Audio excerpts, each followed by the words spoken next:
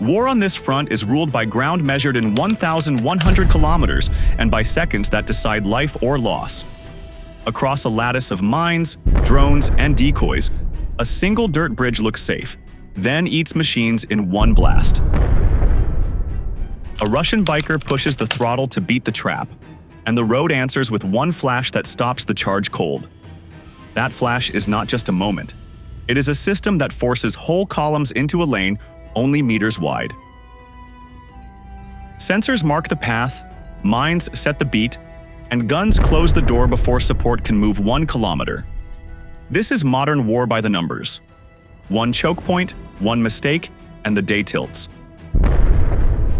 It happened in open fields, and it echoed later on Route T0504 near Chasiv Yar in April 2024, where a bridge turned into a queue of burning steel.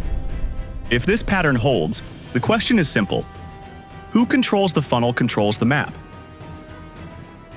Stay with us for the maps, the tactics, and the signals to watch next, and don't miss the follow-through.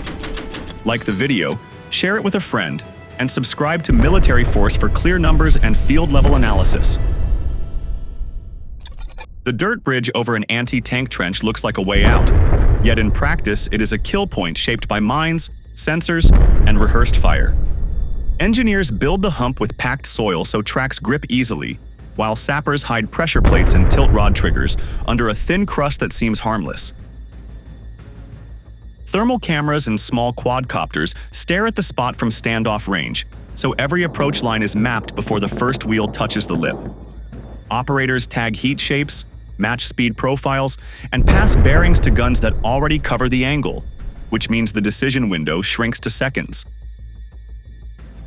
A lone motorbike tears across no man's land because the rider believes momentum beats shrapnel, but belief does not change fusing logic or preset arcs. The blast proves that terrain can be weaponized at low cost, since one buried charge can stop movement faster than a long artillery mission. Crater depth, metal spray, and shockwave trap following vehicles, because drivers either brake on instinct or swing wide into soft ground that stalls heavy hulls. When the lead element is disabled, spacing collapses and radios begin to talk over each other, which creates delays that sensors exploit with fresh target cues. Mines do more than kill machines. They herd formations toward predictable lines, and predictability is what modern fires need to score clean hits. Drone feeds confirm which lane is busy, then gunners time bursts to the second, so crews feel hunted rather than guided and lose tactical patience. The bridge also steals choice from the attacker, since alternatives are worse. Detour into deeper ditches, wait under observation, or attempt risky clearing under camera eyes. Route clearance teams can roll mine plows or line charges, yet those assets announce themselves and draw counter battery, so the safe crossing turns into a magnet. Cost math favors the defender because a handful of anti-vehicle mines and a few loitering drones are cheaper than a burned IFV or a medevac flight. Psychology matters too, as crews who watch a friend vanish in a fireball tend to bunch up or freeze, and both reactions make the funnel tighter. Even if a column pushes through, the tempo is broken, since recovery trucks, casualty evacuation, and smoke missions pull resources away from the main thrust. Commanders then face a bad trade. Keep feeding units into a known choke or halt under observation, and invite indirect fire that grows by the minute. Every meter near that hump becomes curated space, with overlapping fields from ATGM teams, mortars, and rapid-fire guns that stitch the exit zone into a cage. Numbers tell the story in plain terms, because a front of 1,100 kilometers can still be decided by a strip of dirt only a few meters wide. This is why the safe bridge is not a mistake, but a design, built to compress choice, expose patterns, and hand timing to the side that waits. Understanding that design explains why raw speed fails without data, smoke, and jamming, and it sets the stage for the human impulse to rush through danger. That impulse has a name on this battlefield, and its costly logic leads directly to the so-called banzai charge that comes into focus now. Banzai runs show a dangerous belief that raw speed can beat low-tier fire and mines, and that belief kills. They start with stress inside the radio net, as leaders fear drones overhead and order units to punch through fast. Riders and drivers then narrow focus to the throttle, while maps, wind, and soil strength fade into the background. Speed shortens exposure time, yet it does not change fuse logic, cone fragments, or pre-aimed arcs that wait ahead. A pressure plate does not care about courage, and a tilt rod does not care about rank, so the outcome is mechanical. Crews who ignore burned hulks and shredded tracks trade caution for seconds, but those seconds often end inside a crater. Thermal cameras at standoff altitude watch the same path, and operators flag heat blobs by size, angle, and approach rate. Those markers feed guns that already range the choke, which means a sprint only arrives faster at a preset killing lane. In this environment, distance matters less than sequence because one explosion up front collapses spacing and traps the line. Drivers brake on instinct, transmissions grind, and dust clouds blind mirrors, so the column loses tempo before fire even shifts. Once momentum dies, drones drift lower, confirm silhouettes, and cue bursts that hit radiators, road wheels, and turret rings. Each hit forces recovery drills, and those drills pull engineers and medics forward, which drains support from the larger push. Numbers make the trade clear, since one anti-vehicle mine can disable a $500,000 IFV, while a loitering drone costs a fraction. Fuel burns fast in panic, and spare parts cannot arrive under camera eyes, so cost per kilometer rises with every stalled minute. Morale slips when crews watch a friend vanish in flame, and shaken troops bunch close, which only tightens the funnel. Bunching lets fragments do more harm, because a single blast now hits glass, tires, and open hatches across several vehicles. Command feels that fear through clipped voices and broken reports, then sends more units forward to finish the crossing. Feeding the choke rarely works, as new arrivals inherit wrecks, smoke, and glare, then repeat the same mistake at higher speed. Electronic cover could help, yet jamming must be timed to the second, and poorly timed noise only reveals the moment of attack. Smoke could help too, but crosswinds and drone optics cut the benefit, while blind drivers drift into ditches and soft shoulders. Lane reduction mines shape behavior even without a blast, since crews pick the hard ground, and hard ground is where the traps are. Clearing lines exist, yet line charges and plows announce themselves, draw counter battery, and stall under aerial observation. The result is cumulative loss, measured in burned hulls, shaken crews, and hours stolen from a brigade plan that needed minutes. Worse, the pattern becomes predictable, and predictability lets the defender schedule fire missions like trains on a tight timetable. A charge that counts on luck cannot beat a system that counts seconds, sensors, and angles, so the ledger tilts toward denial. That is why a narrow bridge on route T0504 turned into a machine eater in April 2024, where the logic of speed met a wall of fire. Chasiv Yar in April 2024 shows how a narrow bridge on route T-0504 can become a deliberate choke that bleeds a column dry, because terrain, timing, and fire rules converged there. Ukrainian sappers laid anti-vehicle mines on likely entry points, while path denial obstacles pushed traffic toward the span, and small UAVs watched from safe height.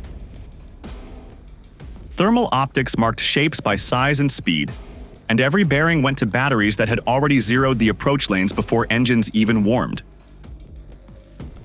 The crossing looked routine on a map, yet it behaved like a funnel in the field, since steel rails, riverbanks, and soft shoulders erased side options for drivers. With choice removed, movement became predictable, and predictability handed the clock to the defending guns that lived off seconds, not slogans, which is where the story turns to weight of fire. Firepower from the 42nd and 67th Mechanized Brigades focused on the bridge throat, while neighboring units sealed flanks with overlapping lines, so no recovery truck could slip through. Forward observers adjusted by short bursts rather than long missions, and that rhythm kept dust low and accuracy high, because corrections landed in tight steps. ATGM teams worked the angles at mid-range, and mortar crews raked exits to punish anyone who made it off the deck, so survivors met fresh danger immediately. When the lead BMP burned and a mid-column truck lost its axle, spacing collapsed, radios fought for air, and the column stalled in a heartbeat. A stalled line is a loud line under drones, and a loud line draws more fire, which is how the bridge changed from road to trap with no warning at all. The tactic was simple but not small, since mines fixed the pace, sensors cut the guesswork, and guns did the arithmetic that shells alone cannot do. Loitering munitions hunted hot engines at the tail, while tube artillery clipped the front, and that pincer turned the span into a grill that never cooled. Engineers tried to prime line charges, yet the setup exposed silhouettes, and counter battery followed the telltale flash within seconds, ending the attempt. Smoke screens drifted across the water, but crosswinds opened gaps that cameras exploited, and blinded drivers drifted toward weak shoulders that could not support weight. As options narrowed, crews chose to push or wait, and both choices favored the defense, which is why the choke grew tighter with every minute on the clock. Costs rose by the meter, because a handful of mines and a flight of quadcopters are cheaper than a destroyed APC, a tow, and a medevac combined. Fuel burned while idling under observation, spare parts could not cross a watched road, and each retrieval pulled more vehicles into the danger zone. Losses did not stop at steel, since shaken troops misread orders, bunched up inside the funnel, and made single blasts count for more than they should. Meanwhile, supply trucks queued on the far bank, schedules slipped, and a brigade plan that needed minutes began to pay in hours it could not spare. Attrition at one bridge echoed through the day's plan, and that echo tells how a point target can bend a wide front when the hit lands at the right time. From a narrow span drawn on a map to a deep wall of guns built in layers, the pattern at Chasiv Yar proves that a guided choke can write outcomes faster than raw mass, which sets the stage for the fire sack logic behind the whole engagement. The fire sack is a layered kill zone that lures attackers into a narrow space and strips them of choice. It works because obstacles force a route while sensors read movement, and guns time bursts to that rhythm. Analysts at Front Intelligence Insight note that Ukraine borrowed Russia's own playbook, then flipped it into a systematic counter-strike model. The route is coerced by mines, berms, and anti-vehicle ditches, while soft shoulders and waterlines erase side exits that drivers might trust. High drones watch from standoff height. Thermal sights sort shapes by size and speed, and targeting teams pass clean bearings in seconds. Once sensors fix the lead elements, artillery and ATGM squads act like a hammer, striking to break the column's spine instead of chasing every hull. Short fire missions beat long barrages because tight corrections keep dust down, hold accuracy high, and protect ammunition stocks for the next wave. Timing matters more than volume, since a well-placed volley at the throat can stall radios, block recovery trucks, and trigger panic braking across the line. When spacing collapses, fragment cones multiply effects, and single hits damage glass, tires, optics, and open hatches on several vehicles at once. Crews then crowd the hard ground that looks safe, yet that very strip is mapped, ranged, and ready for a second cut. Engineers who try to breach with plows or line charges reveal silhouettes and heat, and counter battery follows the signature like a drawn line. Smoke can blur lenses, but crosswinds open seams that cameras exploit, while blinded drivers drift into ruts that stall powertrains under load. Electronic jamming helps only if timed to the beat of the kill zone, because sloppy noise makes the moment of attack easier to read. Each correction cycle is short and brutal, as observers adjust by meters, not fields, and keep the exit lane inside a calibrated cage. This is why defenders prefer overlapping arcs that interlock at different ranges, with mortars shaping near ground and guns clipping distant attempts to surge. Loitering munitions add a patient blade, hunting hot engines at the tail while tubes and rockets smash the front into stillness. The SAC feeds on predictability, and predictability grows when the attacker must nose to tail, crawl on command, and turn only where obstacles allow. Even a strong battalion loses tempo inside a design that steals minutes, because the plan begins to pay for seconds it cannot buy. Costs tilt fast. A few mines, cheap quadcopters, and disciplined fire can erase the price of several IFVs and 2 days of fuel. Morale bleeds with the steel, since crews hear clipped voices, see burning silhouettes, and sense that each meter forward buys nothing durable. Command faces a hard fork under observation. Feed more machines into a known geometry or halt, and invite deeper destruction while decisions stall. Either choice sustains the SAC, because reinforcements inherit rubble and glare, while pauses give observers time to refine aim and stack targets. The lesson is cold but plain, as the side that closes the SAC first owns tempo, and tempo writes outcomes before maps change. A doctrine once used to break enemy thrusts now serves to unspool them, because the copy is cleaner, faster, and cheaper to repeat.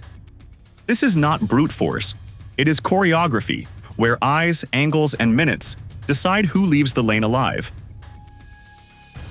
The geometry scales from a culvert to a highway, and from one company to a brigade, with only the depth of layers changing. Every element serves a single idea: compress choice, expose patterns, and pass timing to the defender who waits rather than chases. That idea carries a direct cost logic, and that logic points to the sensor-driven funnel and destroy template that now comes into view. Funnel and destroy is a sensor-driven template that turns space and seconds into weapons, because layered eyes shape a single path and timed fire finishes the job. Radars map air lanes, thermal sights sort targets, and small drones paint bearings, so a column moves where the system wants it to move. That transfer of tempo is the core of the model, which points directly to how damage stays high while spending stays low. Cost works in the defender's favor because cheap sensors and simple charges guide expensive shots to soft spots, and soft spots break momentum fast. A buried charge that costs little can halt a vehicle worth hundreds of thousands, while a loitering drone can finish a warm engine for a fraction of an artillery volley. Every clean hit raises delay, and every delay opens a new window for sensors to refresh tracks and guns to retime volleys. That cycle keeps pressure steady at low price, which is why the template scales without burning through supply. The path is drawn by electronics, but the cut comes from geometry, because funnels compress choice and predict behavior. Drivers avoid soft shoulders and waterlines, so they stay on hard ground that engineers have already mapped and ranged. Predictable motion feeds the model, and a model that feeds itself becomes hard to break under time pressure. Attackers can adapt, yet each fix has a price, since new lanes and wider formations demand more sappers, more smoke, and better jamming. Side routes need fast bridge sets and cleared banks, while line charges must be timed to wind and counter battery clocks. Electronic cover works only if pulses align with the defender's rhythm, because sloppy noise reveals the moment of assault. Smoke can hide silhouettes, but crosswinds open seams that drones exploit, and blind driving risks bogging heavy hulls on weak shoulders. Real adaptation, therefore, means timing many small aids at once, which is difficult when radios are crowded and crews are tired. Victory under this pattern is not about bigger volleys, but about closing and reopening funnels faster than the other side can react. Commanders who keep cost per hit low can pressure all day, while those who pay more per kill face hard choices about where to defend and when to pause. Metrics then shift from map lines to minutes saved, trucks moved, and reloads completed under fire without waste. If those numbers tilt toward the defense, initiative follows, and initiative sets plans for the next cycle whether maps change or not.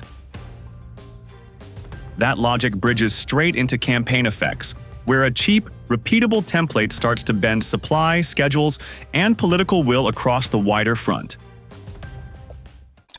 The core message is simple and hard at once.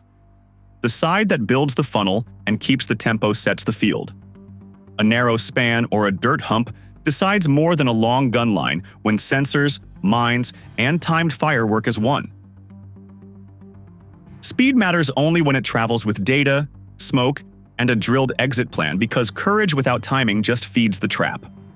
Defense gains when it turns meters into tools, as cheap obstacles and steady cues force costly mistakes in tight space. Attack recovers only by widening lanes, sinking jamming to seconds, and clearing routes fast under eyes that do not blink. Campaign effects grow from these small choices, since broken rhythm at one bridge ripples through fuel, spares, and schedules down the road. This is why outcomes shift before maps do, and why cost per hit now shapes plans more than raw shell counts or loud headlines. Watch the density of new mine belts, the rate of UAV loiter over choke points, and the speed of bridge repair and route clearance. Track how often Shored reloads on time, how clean ATGM ambush reports look, and how convoy spacing holds under pressure. If those numbers tilt toward the defender, initiative will follow, and initiative will write the next brief before dawn. For clear maps, straight numbers, and field-level breakdowns like this video, share it with a friend, and subscribe to Military Force.